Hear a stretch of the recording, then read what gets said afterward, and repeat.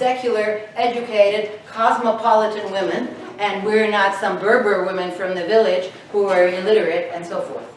Okay? So language was, so I got to give you some of these quotes which are, so all the variations have social implications, okay? But the social implications in this case are both a reflection of social identity, and in many cases, in the case of code switching, it's used normally for intimacy.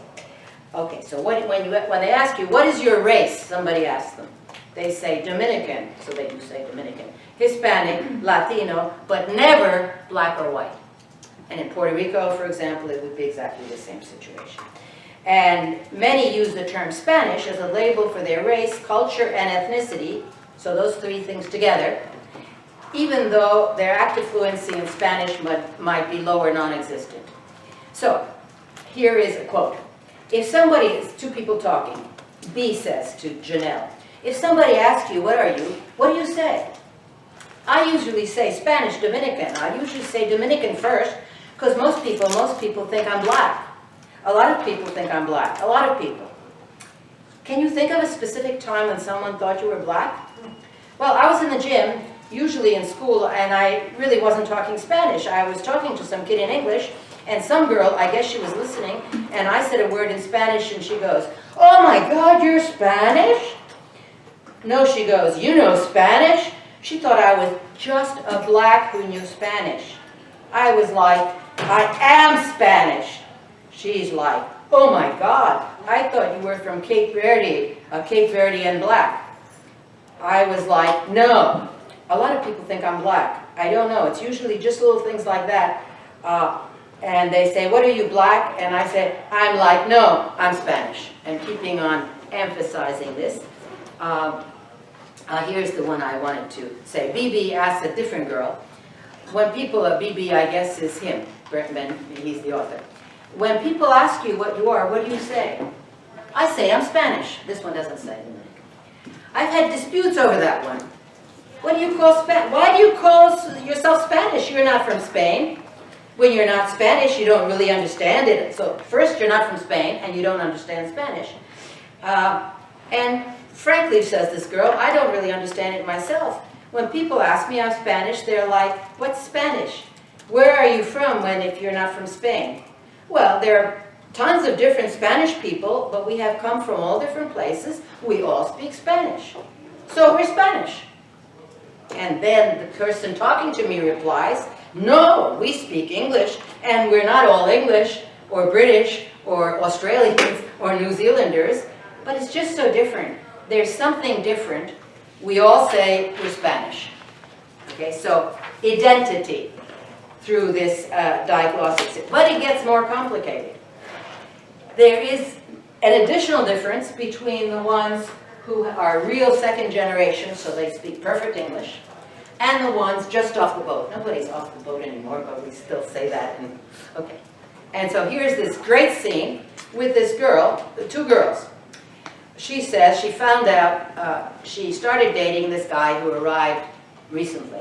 And she says, Isabella and Janelle are sitting outside, the same Janelle who was just saying before how she is Spanish. And they're discussing their weekend, and Isabella has been dating Sammy for 10 days. Okay? Isabella said, and then I started going out with him, and I couldn't believe that he would like me because he was so cute. Oh, says Janelle. And then I got to know him, and I'm like,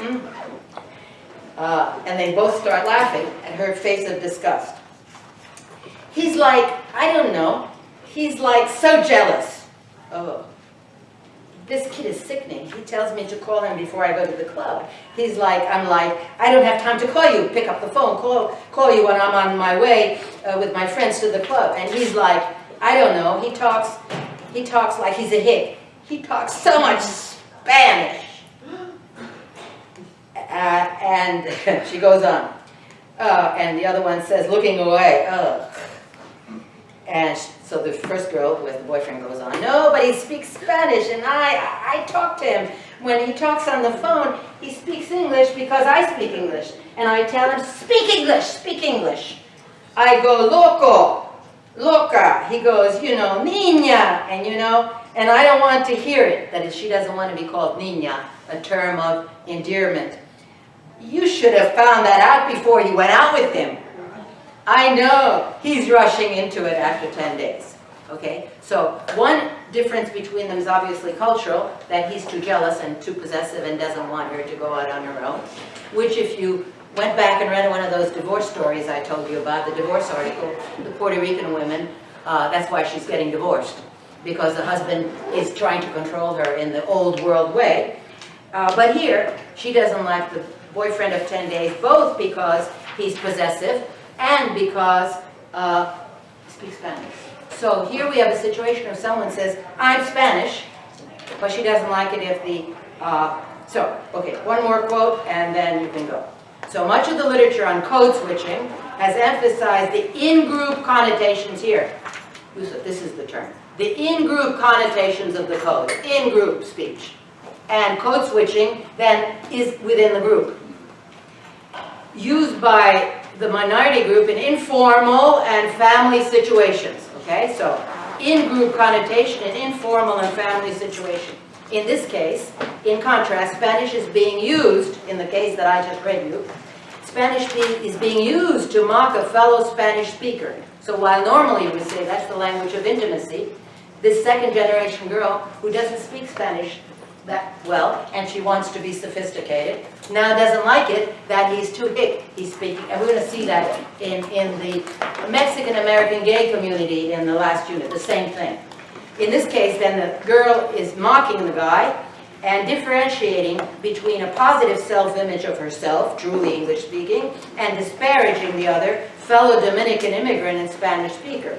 So although Isabella herself lived in the Dominican Republic until age 6, and she happens to speak Spanish, and she even has a monolingual mother still who only speaks Spanish, she is indexing negative attributes to the Spanish interaction in her generation.